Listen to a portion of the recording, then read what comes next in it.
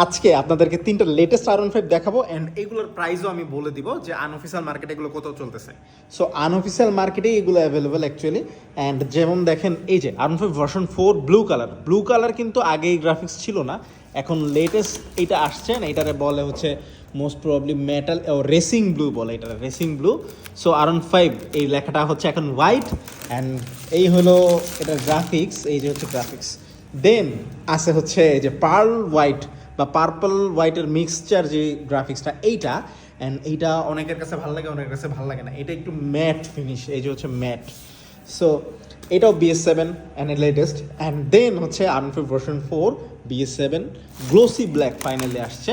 And glossy ব্ল্যাকের যে বিষয়টা সেটা হলো আগে ছিল ভার্সন 4, মানে ভার্সন 4 ইন্ডিয়ান হচ্ছে ম্যাট ব্ল্যাকে হইতো, বাট এখন কিন্তু ভাই গ্লোসি দিতেছে, যেটা হচ্ছে আগে ইন্দোতে ছিল। সো এইটা আনঅফিসিয়াল আমাদের দেশে অ্যাভেলেবেল অ্যান্ড এটা আমার কাছে পার্সোনালি ভালো লাগে। তবে যে জিনিসটা ভালো লাগে না ভাই, এখন প্রাইস একটু বেশি চলতেছে, এখন প্রাইস চলতেছে 6 লাখের উপরে, যেটা হচ্ছে এক সময় ইন্দো বাইকের প্রাইস ছিল।